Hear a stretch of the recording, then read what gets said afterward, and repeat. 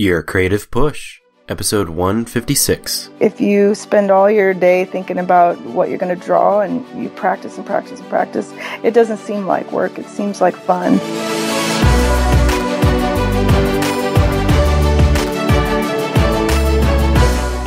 Welcome to Your Creative Push, the podcast that pushes you to pursue your creative passions. I'm your host, Youngman Brown, and my guest today is Mica Angela Hendricks. Mica is a professional illustrator who works primarily in ballpoint pen and acrylics. She travels the world with her military husband and her talented 7-year-old daughter, Myla, with whom she collaborates for A Busy Mockingbird. And Mica, thank you so much for coming on the show today. Let's start there, if you don't mind, Sure. Because I think it's one of the coolest and sweetest collaborations. How did that get started? Hi, thanks for having me.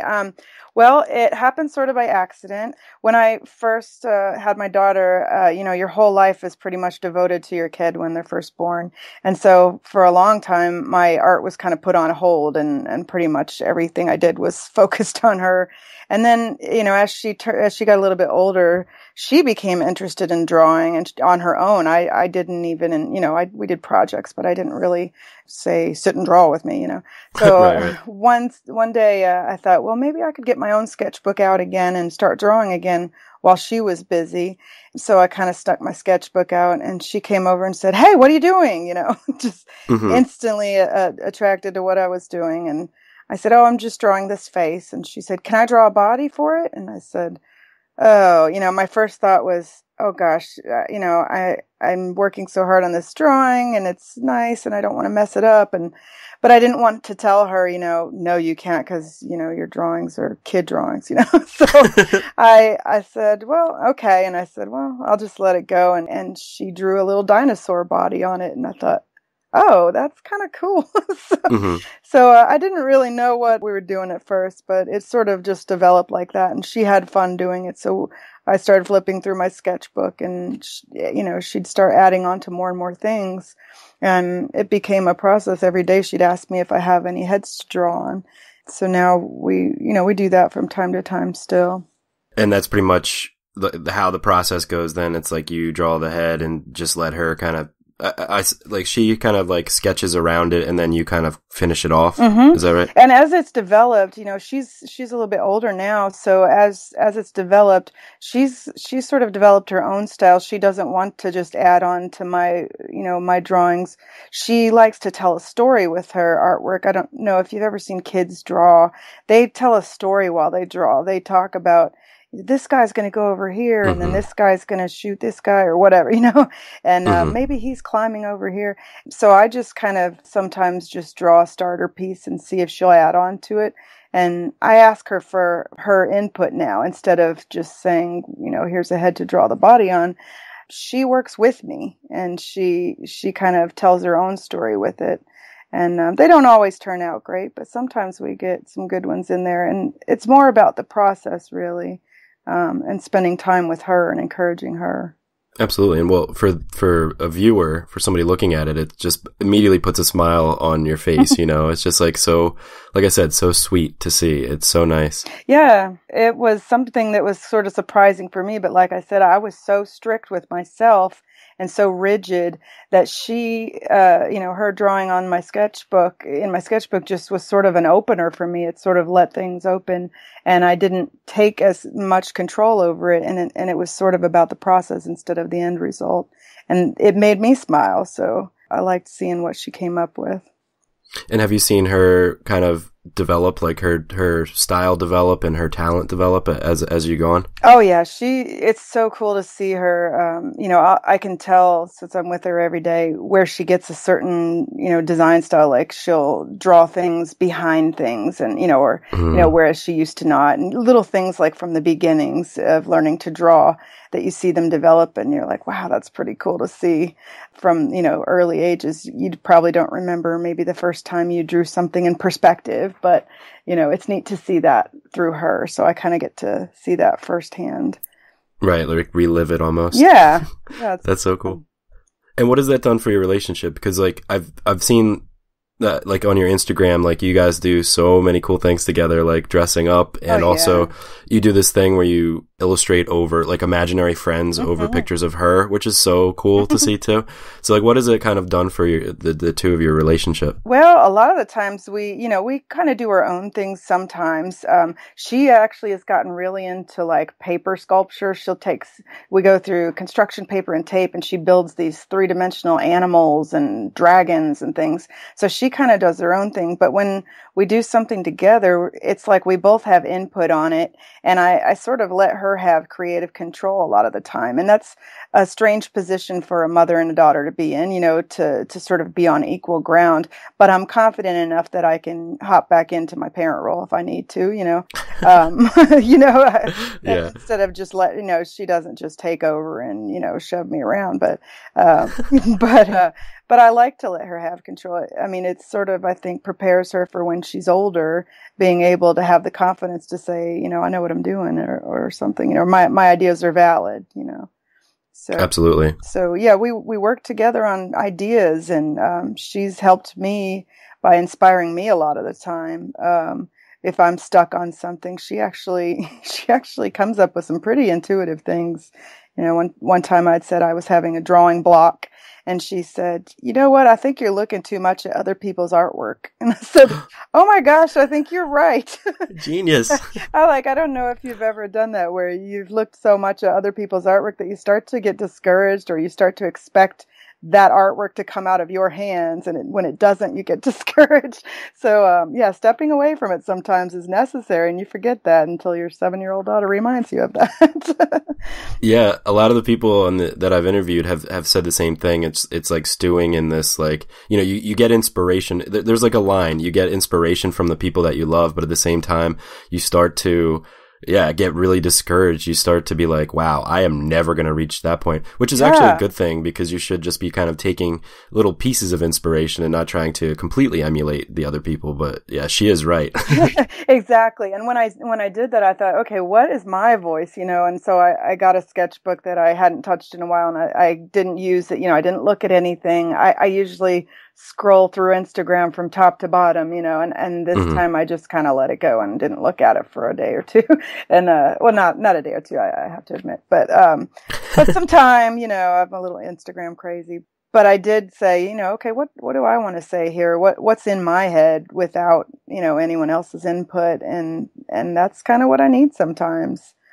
So that was a pretty good, she gives me that kind of input sometimes. And I told her one time that she inspired me, and she was kind of surprised by that. She said, "Me?" So pretty cool to know that she has that sort of influence. So. That's awesome. Now you mentioned creative blocks. How else do you get past creative blocks, even if it's not necessarily feeling lesser than the people that you look up to, but just if the ideas aren't coming to you, what's one way that you kind of get through that? Oh boy, I have tons of ideas. Oh, good. Please. We have, the cool thing was, she's been into drawing since she was about 4, and she had her first art block, earlier in this year. She couldn't draw something, and I saw her go through this. She looked at something, she wanted to draw it, and it just wasn't coming out. She drew it 3 or 4 times, and it just didn't come out. So I said, you know what? Let me tell her some of the things I do. So I said, it helps to try different things. I like to step away from that and maybe try sculpting for a little bit. I get the clay out, and I try, I use my hands doing sculpting. I get the guitar out. I go play guitar. I do all these, other things. I get my sewing machine out and I sew something. Those are the times that I'll say, "Hey, you come up with a design for a doll, and I'll sew it for you." And, she sketches something out, and we'll work on it together and pick out a fabric. So there are lots of different things we can do. And, it helped her to know that it wasn't just something she was, that she was just horrible. And, I didn't want her to say, "Oh, I stink at this and I give up," So, I also talked to other artists and had her talk to a friend. We have a lot of good artist friends that are willing to talk to her too, and, say, "Yeah, that's normal. We all go through that." And, there are lots of things. Sometimes you just have to put it away and step away from it a while until it starts talking to you again. And so it was difficult to see her go through it, but I was glad that I had dealt with that before to be able to share that with her and tell her, a good way to deal with it. Yeah, she seems to have understood it a little bit better now. Yeah, shake it up for sure. Yeah. It must be helpful. I mean, of course you don't want to see your daughter struggling, but it must be helpful for you too to just see, somebody else going through it, and it makes you almost realize that the problems that you go through aren't as bad, and you are able to get through them, and you do have ways to get through. Yeah, totally. Knowing as a parent, knowing that you have something in your toolbox that works, it's a good feeling. You're like, oh, I know this, I can do this. Oh, I got this. Yeah, and I always thought, oh gosh, if she was a kid who was into sports, I would fully support her and I would do whatever she wanted, but I would be of no help at all. I didn't know anything about that. Time to YouTube some help. Sure, I totally would. And, I'd do whatever I could to help her, in doing what she needs. But yeah, I would be no help. So the fact that she's interested in the same things I am, it just happens to be extremely lucky. So I'm grateful for that, that I can That's awesome. actually have something to help her with. Yeah. Well, it is a perfect, marriage. It's like the perfect combo. It's just, like I said, it's so fun to look at. Mm-hmm. Well, you've talked about, how hard it is to kind of let go, and especially initially how hard it was for you to kind of let go of your creative freedom. Mm-hmm. And I think, yours is kind of a rather extreme example of that, where you're literally just letting go of it and you're like, here, mm-hmm. Draw all over this. Yeah. But I think a lot of people can relate to the idea of letting go. Would you have any advice for them for how to kind of let go of that creative freedom? Oh, yeah. There have been times that to remind myself to let it go sometimes, because even though I've done this with her for so long, there's still times that I forget. And, I'll draw something and, I'll say, go ahead and draw on this if you want to, but don't touch this part, leave this part. And I have to remind myself to shake it up. It's not, that usually it ends up better than if I hold tight to it. If I hold tight and try to stay at the steering wheel, it doesn't ever turn out as good as if I just let her go with it. But even in projects without her, there are times that I said, I used to do these fun things on Instagram. I do them from time to time where I drew like Hagrid from Harry Potter, and I drew his big beard, and I said, okay, guys, tell me what to put in his beard. And so for like an hour, I just got all these recommendations of what to put in his beard, all these weird things. Oh gosh. Yeah, I was going to say. Yeah, people would put it as stuff. As long as people were pretty good. They didn't do anything raunchy or anything. Inappropriate. Yeah. So I just took every one of them and I tried to put them all in there. It was pretty fun. And then I put them up as prints on my site, on my Society 6 shop. So it was fun to see all the things that people came up with and then make them feel like sort of a part of it, because I don't seem to connect with people in much of an other way besides art. So I'm not very good socially, and I'm kind of I'm not shy, but I kind of just stick to myself. I'm happy with a sketchbook in front of me. So to be able to interact with people online is a fun way to get out of my shell a little bit that way. Yeah. But yeah, letting someone else, like a whole, your whole group of followers on Instagram tell you what to draw is pretty intimidating, but fun. It's a good challenge for just kind of letting go of the control that you have over it and see how it looks. Yeah. And imagine good practice too, because it will spark like new ideas that you obviously would have never thought of. Sure. As you said, crazy ideas coming up. Yeah. But it could be good practice for people listening that have never tried it, not only to get that kind of new experiences and practice and letting go, but also to connect with the people as opposed to just, them hearting your Instagram post, Yes, exactly. And I came to Instagram sort of late in the game when I had done an interview. One time the lady recommended it, and I said, I hate Twitter. I don't want to do anything more. And she said, you'll like Instagram. And she actually kind of talked me through it, and I said, oh, I like this now. I don't ever do so well on Twitter, but Instagram, I dig that. But yeah, and I've learned so much just from talking to other artists on Instagram and getting input from them about what they do and I've met a lot of friends online that are other artists. I don't live in a very artsy community, so to be able to have that as a community is pretty helpful.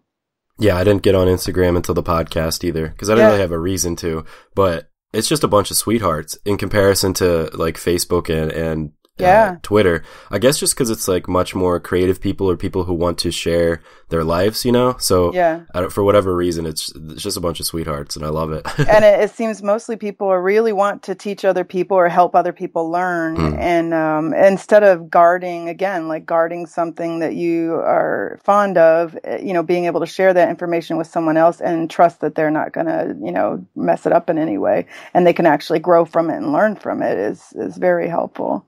I learned about, you know, resin casting and mold making through people on Instagram, just watching their feeds or asking them questions. And I've, like I said, made a lot of friendships with other artists through that. So that's been so helpful.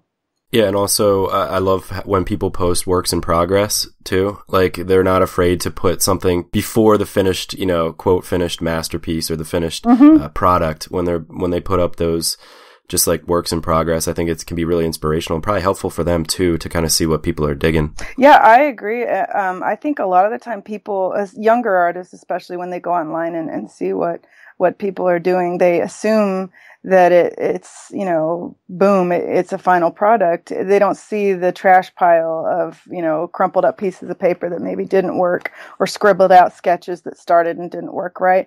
And I like to post those sometimes. I usually like to put a cartoon bubble around their mouth saying like, what the heck did you do with this drawing? You know, something like that, so that people can see, hey, it's not all good there. But inevitably I get the people that say, that looked good to me. And I'm going, oh gosh, no. So, like that's not really what I was looking for. And then I'll put ones that you know, Myla started that are kind of weird too, that maybe I usually think of it as me translating what she's saying into grown-up talk. So I take what she tells me as she's drawing and kind of interpret it by, you know, adding shading and color to it.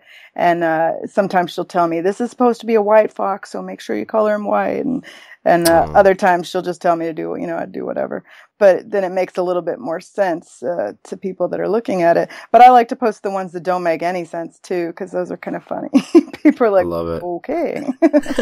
That's awesome. Because kids are weird. It's good though. It is. It's good. We need that. The things that come out of her little mind are just so funny.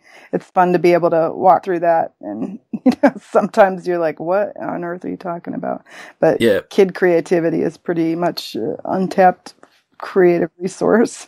It's inspirational too, because I think it's, as you get older, it's hard to get back to that place, like to get back to that place where like there's the inner critic isn't there yet in your head, you know, and you can just feel free to just put up whatever, you know, and just kind of let your imagination go. And I think it's hard to find that imagination when you're an adult, or when you've gone through life a little bit, you know? Absolutely. One of the things that I noticed with her, she doesn't care what anyone else thinks. She's not thinking, I hope people like this. She's not thinking, oh, I hope I get some likes. You know, she doesn't care anything about that. She is telling a story, and she is, you know, doing her thing, and she doesn't at all think of what people are thinking of. And it's just her and the artwork and a story. And that's the best part about it, is to be able to see that and get back to that. And I think I'm pretty much that way. I don't draw for likes. I don't draw for, you know, I draw what I like. Most of the time, if I'm not doing a commission, I'm just drawing what I think is fun.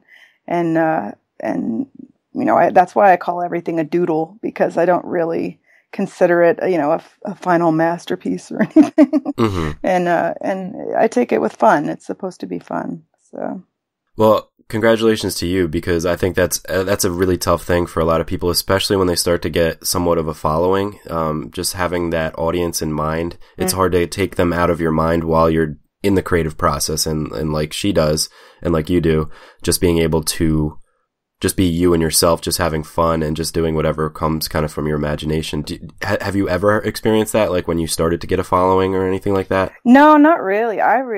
Maybe it's because I'm a little older. I have a late start in being a mom, so I'm a little bit more of a grown up.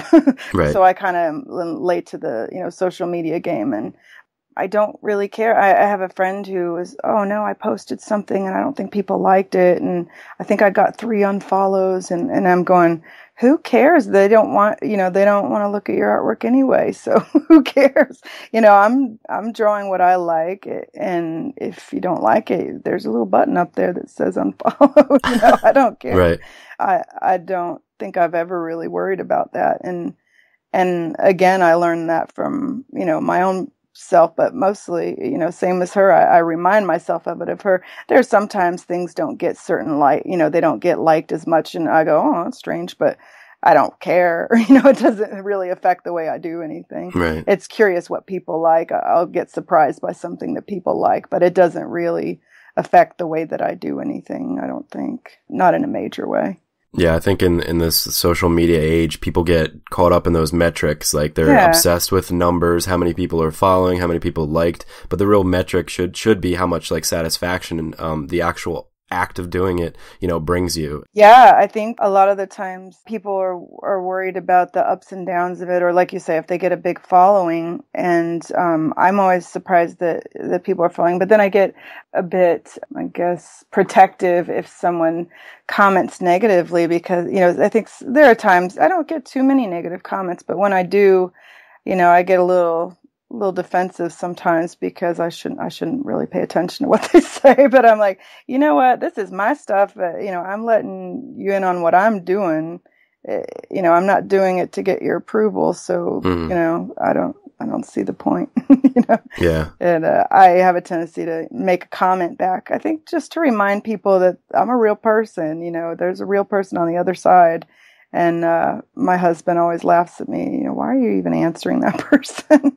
Right. If it's ridiculous, then I don't. But if it's something that they legitimately are curious about, I just want them to know that that there's another person on the other end, Absolutely. Well, are there any other forms of like resistance that you experience in terms of creating art, in terms of being creative on a daily basis?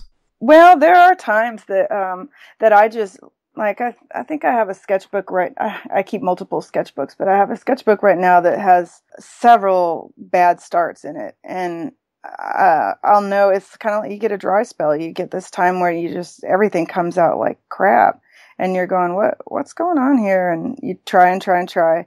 But I always think if you have to draw 100 drawings to get to the good one to get you back into it, then you better start doing it. You better start now. So I do 100 bad drawings, and then finally something good comes out, and I go, oh yay, okay, good, I'm back. But I think knowing that you're gonna have that ebb and flow is necessary to functioning properly as an artist. You have to know that it's going to come back, and it's not gone forever. And I think if you have that confidence that it's not going anywhere, then you'll be all right. And you just have to give it some time. Like I said, go do something else. Go do something else. Get your mind off of things.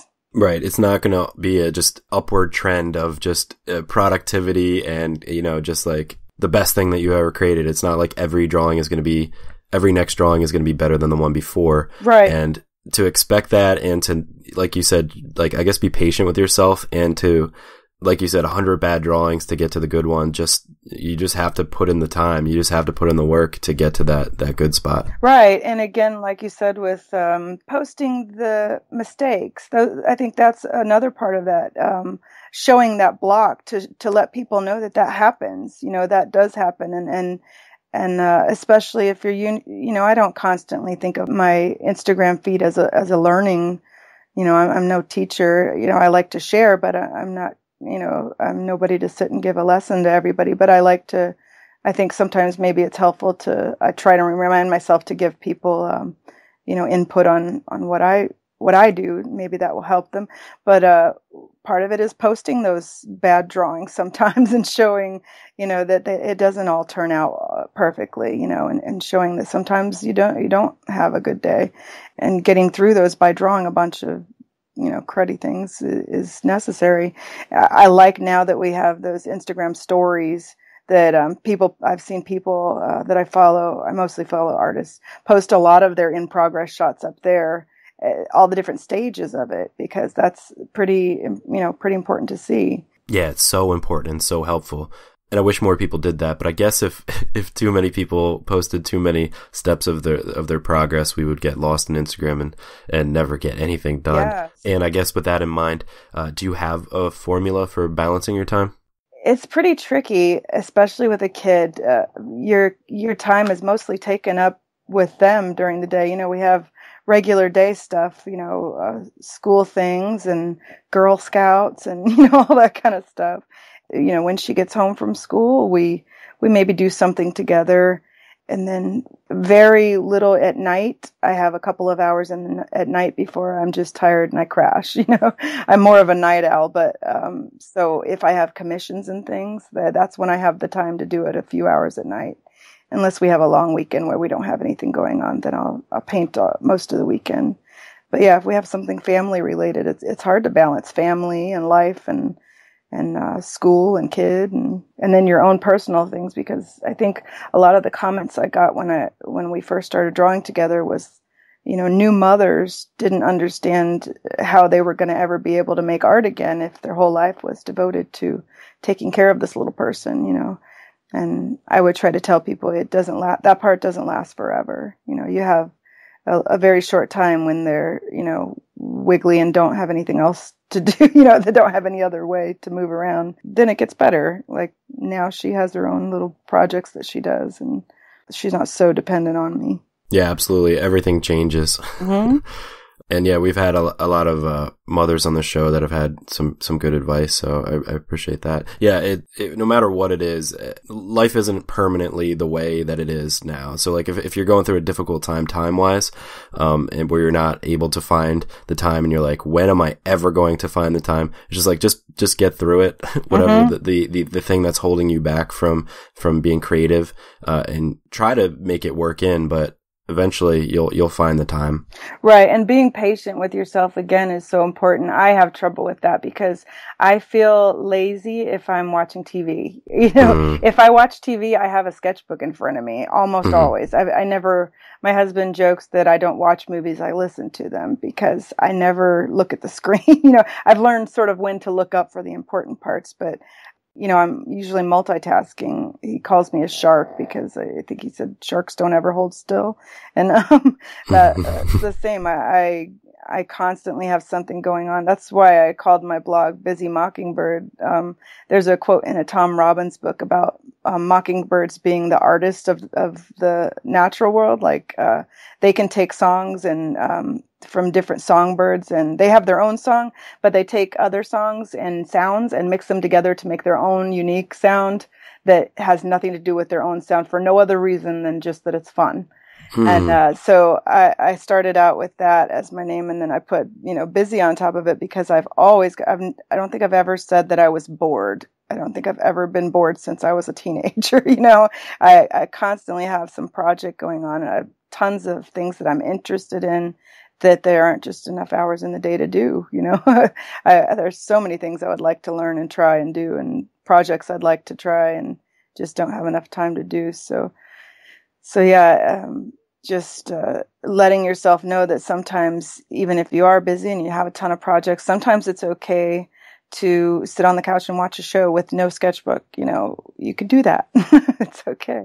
And an artist that I follow recently posted some little animation that he made, and he said, I've got a ton of commissions to do, but for some reason I had to stop and make this, And I agree. I told him, I sometimes feel guilty for drawing, a little caricature or something in between jobs, because if I post it, they might think I'm ignoring their job. But those are necessary to clear your mind out, to let yourself sort of wipe the slate clean and start all over. They really are. And I don't know if, people that aren't interested in art know that, but it's mentally necessary, I think. And I feel guilty about it sometimes, but it does help.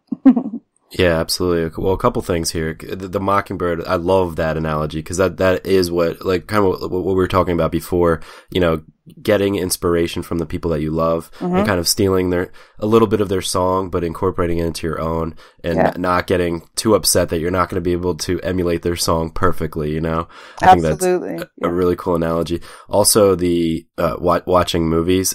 So that used to be my number one resistance, was I just watched every show. Like I would just sit there and just binge watch shows feel guilty, a little bit guilty about not doing work, but I was just like, that was my thing. That's how I spent all my time. And now that I'm doing I'm spending so much time doing the podcast and I can't even get to my writing. And anytime I watch like an hour of TV, the whole time I can't even enjoy it because I'm thinking about all the things I should be doing. I can't multitask. Right. Yeah. With your job, it's probably harder to multitask. Like I can sit with a sketchbook and do that at the same time. But yeah, the same thing. It's whatever you can find to do to relax.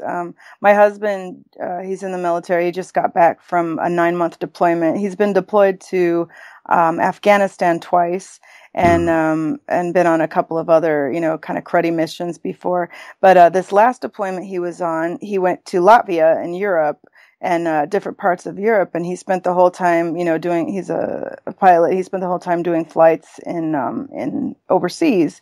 And, it was low stress. The last time he was a medevac pilot. This time he was just, supplies and stuff. They didn't have a whole lot of hectic missions. So he came back relaxed and he keeps joking that everyone needs a 9-month paid vacation. And in a way, it's kind of true. I mean, we all work ourselves so hard. We forget to enjoy little times, little things and relaxing as being part of a necessary thing. I have tried recently this past year to balance out my sitting around, all the things I like to do are sitting around doing nothing, like drawing and painting. So I've started trying to do more physical things, like going to the gym and going to classes and stuff. So I have a yoga Pilates class, and one of my favorite part, I do weightlifting, I do step aerobics, I do all this stuff. But one of my favorite things is the 5 minutes at the end of Pilates class where we just sit there and do nothing. Like we lay there and sort of just breathe. And I'm like, you don't do that very often. Just lay and do absolutely nothing and just sort of appreciate yourself wherever you are, whatever you're doing. This is me right now and everything's okay, And sure, you don't think about the problems. You don't think about any of that. Just be grateful for where you are right now and that you're where you are and don't think about where you want to be or where you plan on going or what you think you're going to do. You just concentrate on what you're doing right now. And I think that's key. It's just very hard to do.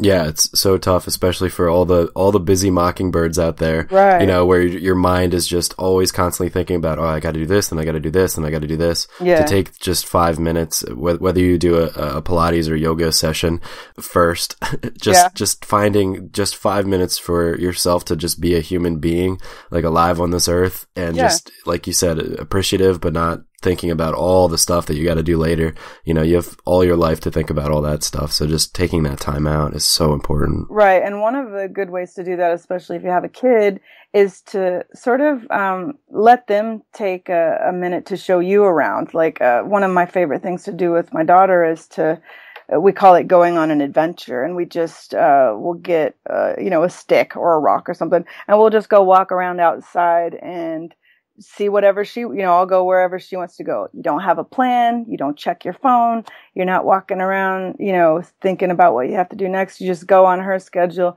We look at bugs. We look at, we lift up rocks. We see what's under, and just kind of go on her schedule. And kids live right now. They don't think they don't have a concept of time as much as adults do, which can be frustrating at times, but when you're trying to get somewhere. But it's also a good way to remind yourself to take that time and just, concentrate on what's right in front of you right now without, checking your phone or looking at Instagram or whatever. You're just enjoying time with them on their schedule. And that helps them feel relevant and it helps them feel important, as well as reminds you that can be your 5-minute meditation. You don't have to go to a Pilates class to do it. Right. I love that. When I'm hanging out with my nieces and nephews, sometimes they're like, check this out. And I'm like, what are you, that's like the stupidest thing I've ever heard. What are you talking about? But then something I've been trying to do recently is be like, yeah, exactly like you said, go on an adventure with them or just try to get into their mind. Mm-hmm. And it's like you can become a kid again almost, and you can kind of get lost and, realize that nothing else matters except for, this doll playing with this army man, Exactly. Yeah. And I mean, granted, a lot of the stuff that kids come up with can be kind of dumb. So dumb. So I'm like, okay, I get it. Pokemon, blah, blah, Right. But yeah, sometimes, like I said, if you're not distracted by other things and you don't have a schedule, you don't have to be somewhere at a certain time, then you can, like you said, get a little view. It's like getting a little free pass into what it was like when you were a kid. What was so fascinating about bubbles when you were a kid? What was so fascinating about dirt? Because they're a thing and they float and then they disappear. Are you kidding? Exactly. Yeah, I get it. I've never lost fascination with bubbles. Yeah, but yeah, kids have such a fascination for everything, though. So I try to, get some of that from her instead of just, I think a lot of people just skip over that. But I always think of her as like a little foreign exchange student. Like she doesn't know what things are, until she was old enough. She didn't know she couldn't fly, Right. To her, she even one time told me, do you know that I can fly for a very short time, for a very short space? And she showed me, and it was basically jumping from one chair to the other. And I thought, wow, she did fly for a very short time in a very short amount of space, So, she's right. For her, she doesn't know that, if she doesn't do a certain thing, she can't fly. Kids don't know that until you tell them, so.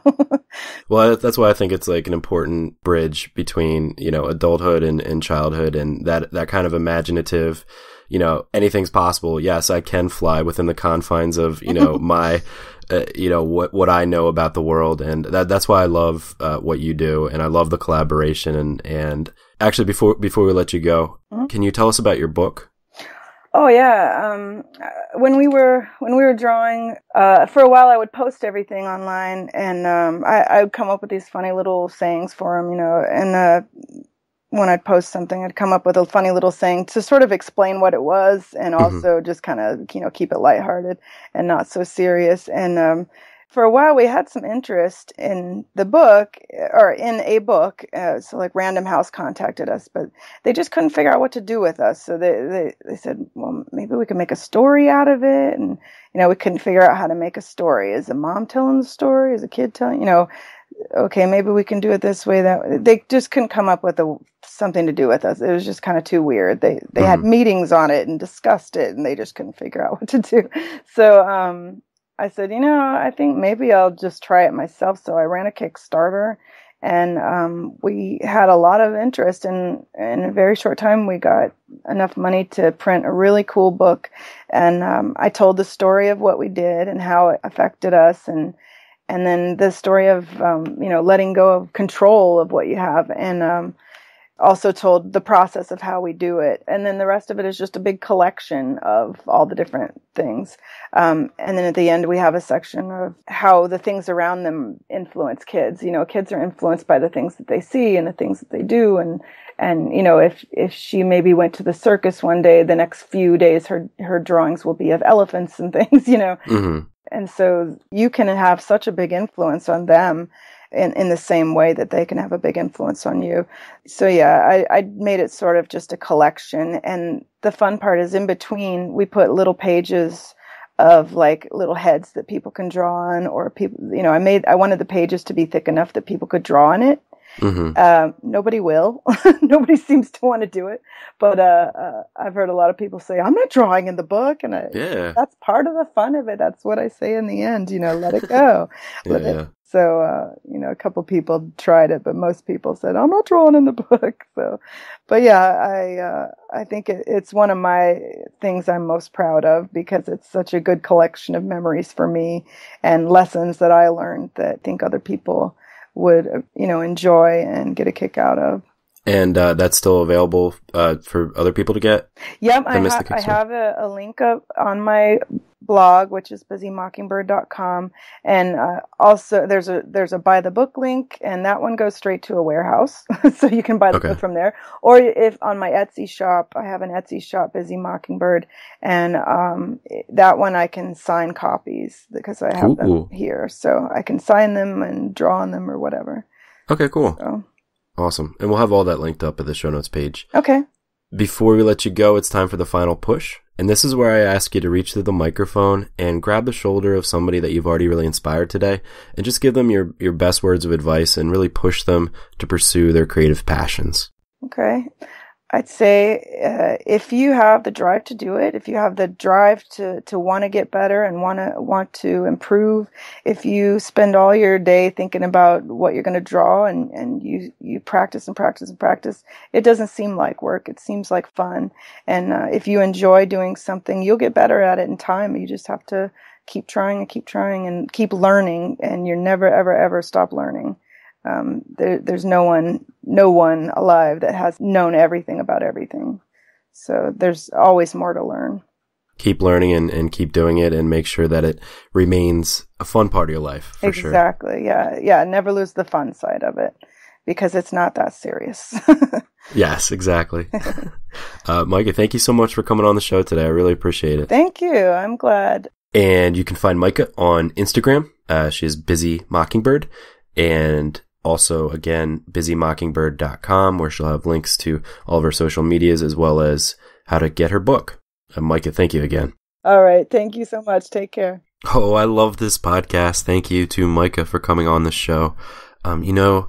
It's really important to grab onto those flashes of inspiration for something silly in between jobs. And, what you define as a job, might be very different than what Mica or myself might define as a job. But while you're in the middle of busy work or things that need to get done, those things that feel like work that you might have a deadline for, if you're in the middle of that kind of work and suddenly get an idea, don't push that idea away. Jot it down, or even begin to explore it. Even if it seems totally irresponsible to do, ideas come and go, and if it's something that really piques your interest or scratches that itch that the work you're currently doing doesn't scratch, definitely pluck that idea out of the universe. And not only because that idea might never come back, but because, like Mica said, sometimes you need to wipe the slate clean or, cleanse the palate, and especially if it's a relatively silly idea that has no marketability or no real value, definitely feel free to get it out, because those are sometimes the best ideas, because there's not a pressure on you when you're creating it. Those thoughts that come into your head while you're creating about what your audience will think, or how will you ever try to market it or make it fit into your portfolio. Those thoughts aren't there because you're just doing an exercise for yourself, to shake things up, or better yet, to get back to that childlike wonder that we've been talking about this week. So when those things come up, at the very least, jot them down, just get them onto paper, out of your head, because that's one thing about being a creative person is it's not constant. Like Mica said, there's ebbs and flows, and you have to get used to that. But you also have to really latch on to when the ideas are flowing in. No matter how much you have on your plate, at least get them down, because otherwise they might be gone forever. That's all I've got for you today. Hopefully you're inspired to go and get your work done. We have an awesome episode for you on Friday. Chris Reiniak and Amanda Louise Spade are on the show, and it ended up going probably one of the longest episodes that I've done, so it's a double episode for you Friday and Saturday, a little bonus this week. But I know you're going to love it and be inspired. So that is for you on Friday, but until then, go and get some amazing work done, and we will see you then. I love y'all. Bye.